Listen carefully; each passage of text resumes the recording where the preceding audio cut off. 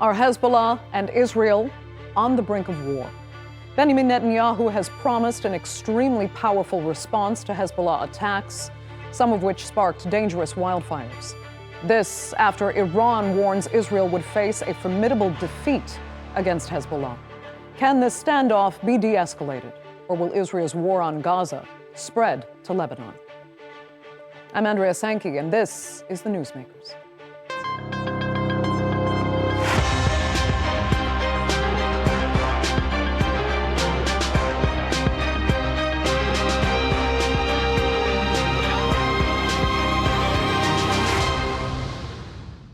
Antagonistic rhetoric between Israel, Hezbollah, and Iran is not uncommon, but in the context of an ever-escalating war on Gaza, that rhetoric is more dangerous than ever.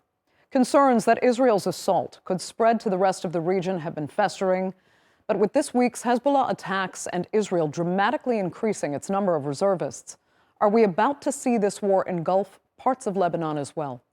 Here's a look now at the volatile relationship between Israel and Hezbollah.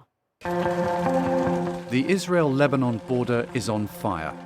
Iran-aligned Hezbollah and the Israeli army have exchanged attacks since the war on Gaza began on October the 7th. Israeli strikes have killed over 375 people, including 80 civilians in Lebanon. And the fighting has displaced tens of thousands of people from both sides. This week, Hezbollah rockets triggered bushfires in northern Israel. In response, on Wednesday, Israeli Prime Minister Benjamin Netanyahu visited a town affected by the fires and warned that Israel won't sit idly by while Hezbollah attacks. We are prepared for a very intense operation in the north. One way or another, we will restore security to the north. On the same day, his government called up 50,000 extra reservists, and the far-right National Security Minister Ben Gvir ramped up the rhetoric, calling for a war with Hezbollah. Now, IDF's role is simply to destroy Hezbollah. No way a geographic region has been targeted, been hit, and people are evacuating. No way there is quiet in Lebanon. They burn here. Hezbollah strongholds should be burned. To destroy them, war. But Hezbollah says they won't stop until Israel's war on Gaza ends. Its deputy chief, Sheikh Naim Qassem, told Al Jazeera that Hezbollah is not seeking a wider conflict, but is ready to fight any war imposed on it. Any Israeli expansion of the war on Lebanon will be met with devastation, destruction, and displacement in Israel.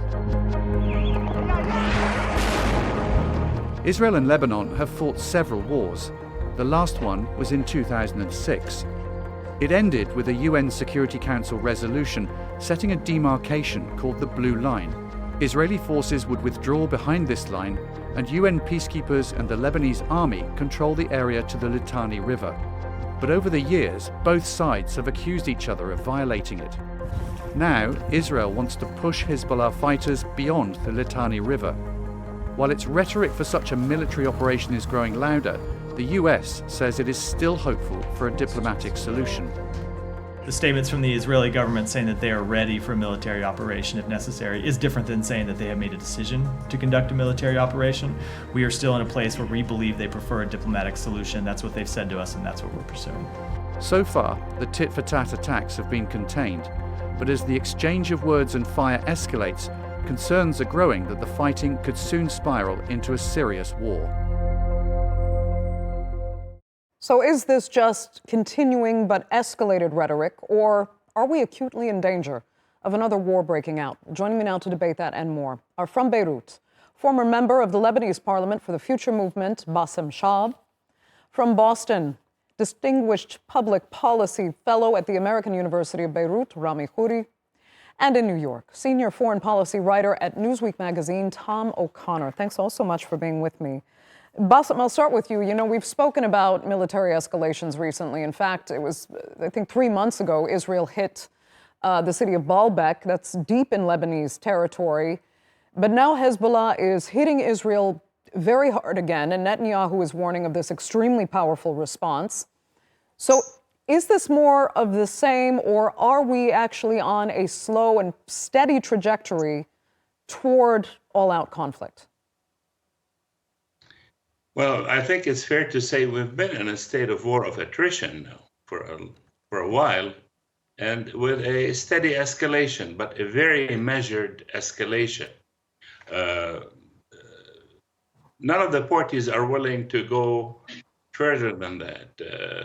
Of note, the Iranian acting foreign minister came to Beirut 5 days ago, and he told Hezbollah, as I was told, that Iran is not interested in escalation, but Iran will retaliate to Israeli aggression. And so what we expect is escalation with Hezbollah using more advanced weapons, more advanced technology, and Israel also responding, but without ground invasion. There is a consensus here that several factors prevent Israel from launching an all-out war on Lebanon, starting with the American position and with the fact that Israel is now fighting on two fronts and for 9 months. And the mood is that the rhetoric on the Israeli side doesn't really reflect a will to engage in a war similar to the one in 2006. Yeah. Rami, yes. I mean, there have been two Israel-Lebanon wars before this. One lasted almost 2 decades with no resolution, really, and the other, as Basem was talking about, in 2006, finished rather inconclusively as well. So, I mean, can Israel afford a third war with Lebanon while it's bogged down in Gaza with no resolution in sight there?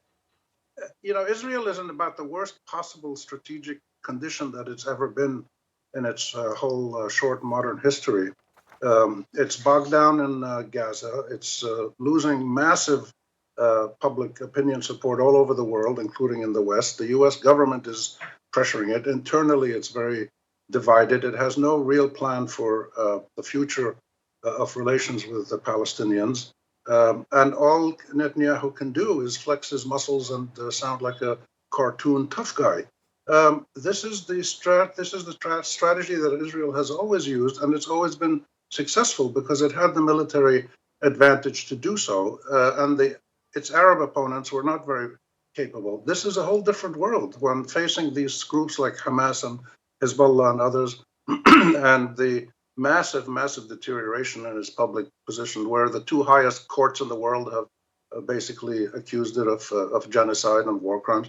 So I don't think there's any way that Israel could realistically fight a full war in Lebanon. And the Hezbollah has sent messages with its, as Basem said, the advanced weaponry it's using. It's hit army bases. It's hit Iron Dome facilities, set of forest fires.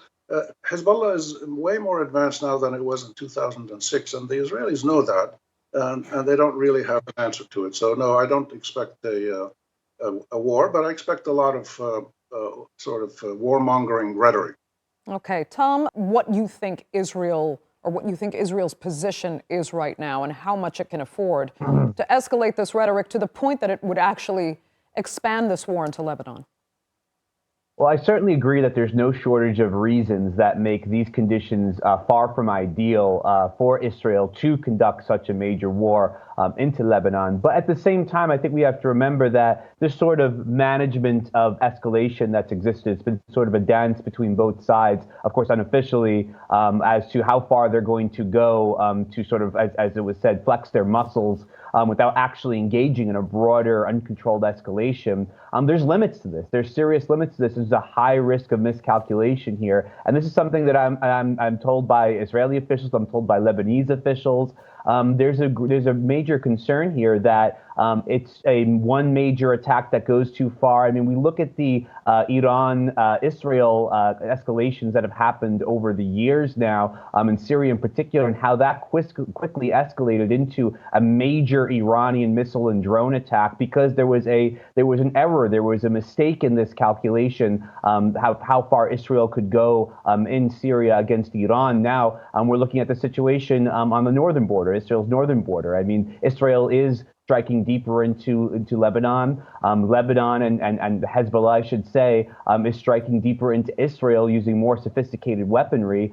So yes, I think there are strong reasons for both sides to not want to engage in this major war. But there are limits to how much that they can control the actual events on the ground while it's playing out with such intensity right now. Right. And Tom, you've written extensively about Iran's rhetoric in this. You actually talked about how the Iranian leadership says Israel will face this formidable defeat against Hezbollah. I mean, how much does Iran's place here truly concern you?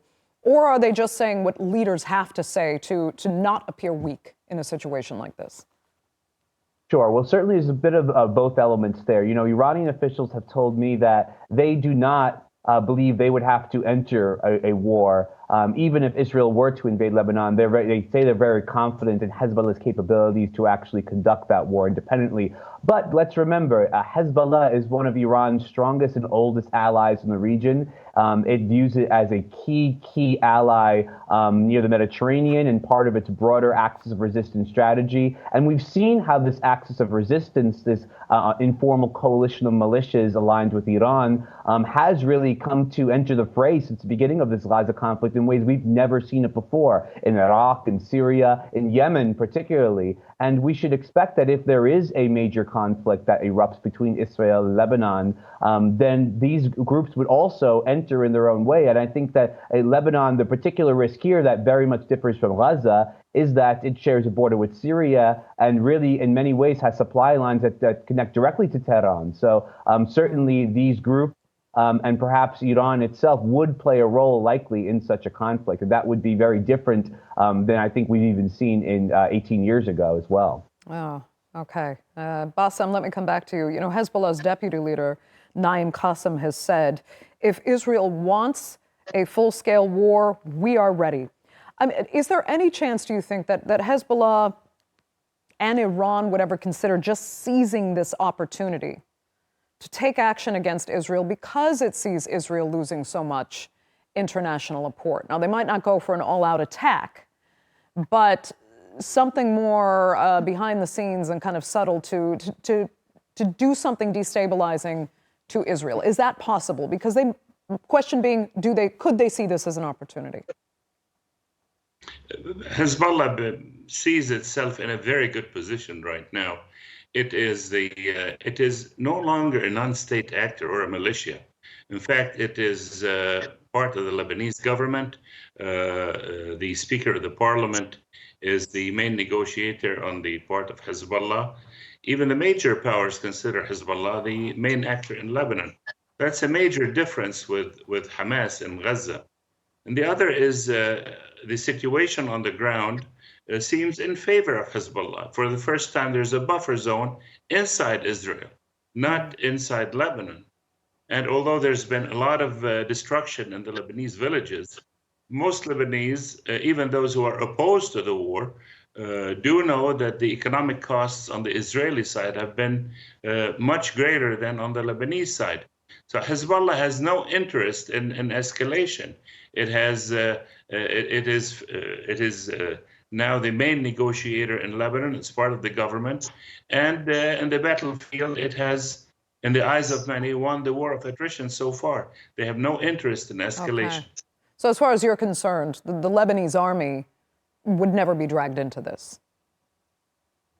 The Lebanese army was not dragged into it. And interestingly, Israel has avoided hitting the Lebanese army, which is now delegated to the role of really internal security in many areas inside Lebanon that are not part of the conflict. Okay. Rami, you know, while Israel is making all these threats and, you know, of all-out attack, tell us what could or would Israel actually ultimately want to do in Lebanon? You know, they're not going to defeat Hezbollah because, like Hamas, part, if not much of it, is an ideology that will likely be emboldened if it's attacked. And Israel cannot take Lebanese territory like it has Palestinian land, or can it? Well, Israel could probably go into southern Lebanon for a little bit and with its massive air superiority, but it wouldn't stay there. I mean, in 2006, they had to pull out and sign a truce. So what Israel, your question is long-term, what does Israel want in Lebanon? Israel doesn't know what it wants anywhere in the Middle East. Zionism, the philosophy that established the state of Israel as a state for the Jewish people, which was successful with British colonial support, it succeeded. And in 1948, Israel was set up. Ever since then, Zionism has continued to drive a settler colonial expansionist apartheid and now genocidal strategy to deal with its Arab neighbors. And the Arab neighbors today are way different than they were in 48 or in 56 or in 67. You have now capable military forces in Palestine, in Lebanon, in Yemen, and in other places. I'm not at all looking at Iran to get involved. There's an American obsession with Iran, American, British, there's a mania about Iran. It's really the indigenous Arab resistance forces, supported heavily by Arab public opinion in most Arab countries, not all.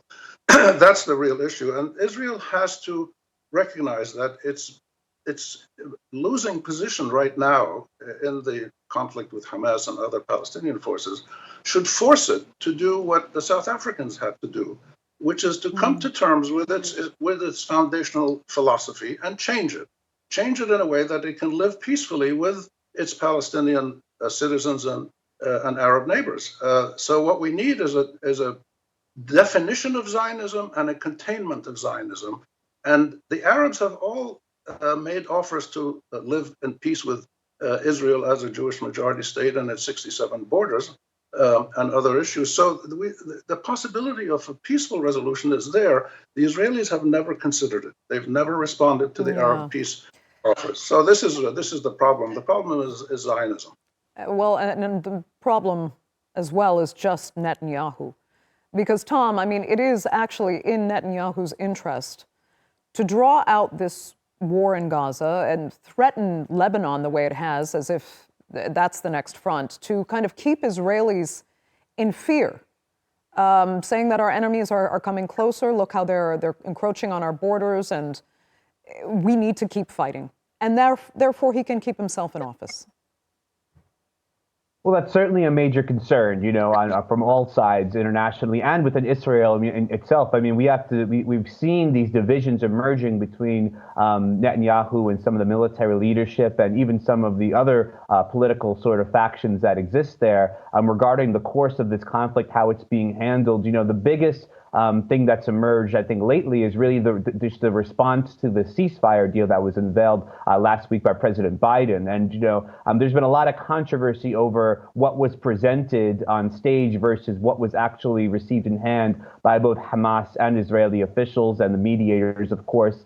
Both sides really have said that this is not really what they expected based on that speech. So, this ceasefire attempt was also seen, White House officials told us, as a hope to placate the situation on the border as well. But there's no indication right now, a week later, that this is moving forward anyway. And what is moving forward, though, is the calendar towards September, which is the beginning of the Israeli school year, which has been really discussed many times and also in private conversations with me as the date that Israel would like to see some sort of normalcy, a semblance of normalcy restored on the border. Now, it's very unlikely, even if the war were to start tomorrow, that could be accomplished. So really, what we have to look at right now is how is Netanyahu himself responding to these pressure points, both domestically and externally.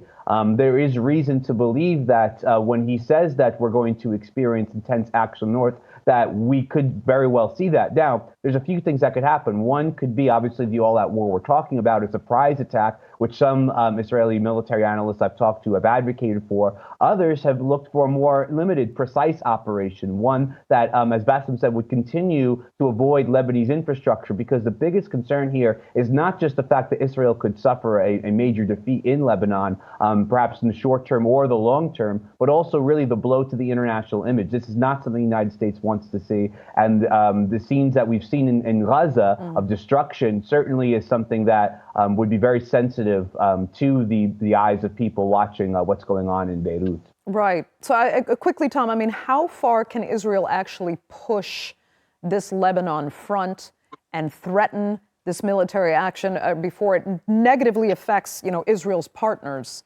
and that they will have to stand up and do something about it, including the U.S., of course, but also France and Germany. I mean, France is very close with Lebanon, and they want Israel's army nowhere near an invasion point.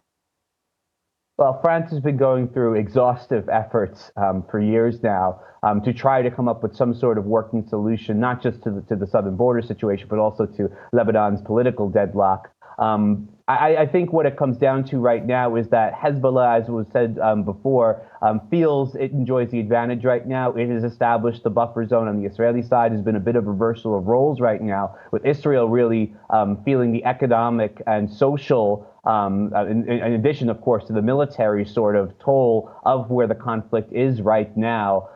So I wouldn't expect to see Hezbollah or Iran or the various allies on that side of the equation really looking to go beyond what they've done before. Now, of course, in the event of further Israeli escalations, I think that we'll see again that steady sort of increase in tempo of not just the size, scale, but also the sophistication of these attacks. And that, again, goes back to my first point of the serious threat that all parties have identified of a major miscalculation that could quickly lead to a war that certainly would not be able to be controlled by any side until some sort of broader resolution is really found here to the situation in Gaza, to the situation on the border, with the UNSC Resolution 1701.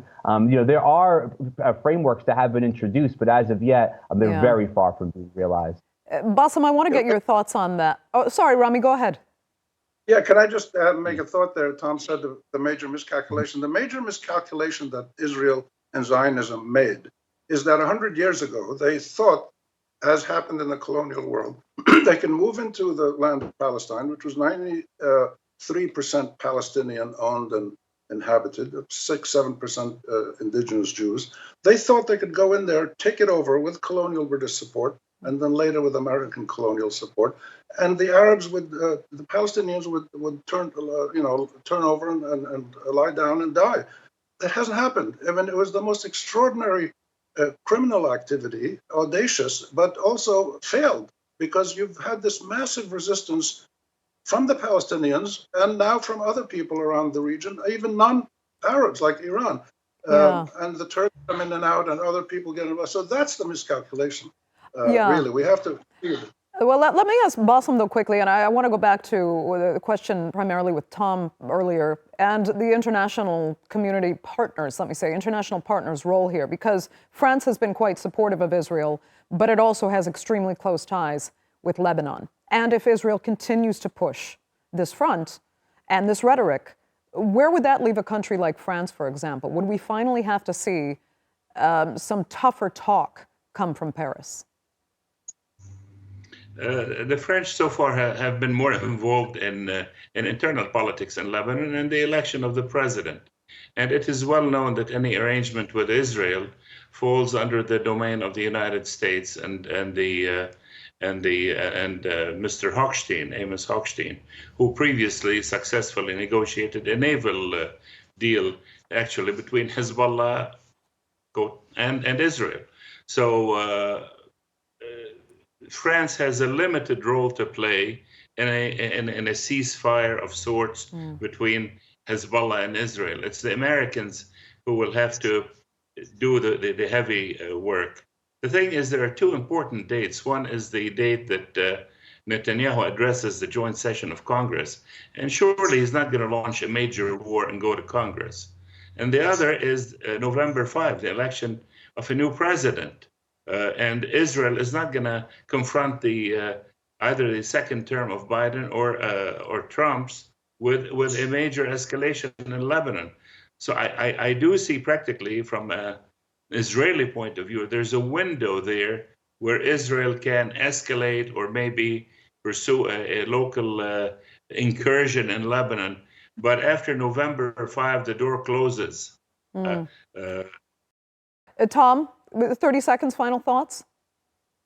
Sure. Well, I'll just say to the point before about what Basem had said about the sort of the international image of this and the cause of the Palestinians. You know, there were serious indications that prior to October 7th that this cause had really taken a wayside for many parts of the Arab world. I'm talking about the governments, not the people, of course, you know, with the Abraham Accords, and clearly both with Hamas's efforts and the Axis of Resistance's efforts and broadly. One of the main victories here that they can claim on the world stage has really been to raise this file again. And of course, it's something that's deeply controversial and troubling for Israel. So I think we should also keep an eye out on the diplomatic front here as well. Okay, Tom O'Connor, that will have to be the final word for this edition of the Newsmakers. I'd like to thank all three of my panelists so much for spending this time with us. Our viewers, of course, for joining us as well. Remember, you can follow us on X, and do be sure to subscribe to our YouTube channel. I'm Andrea Sankey. We'll see you next time.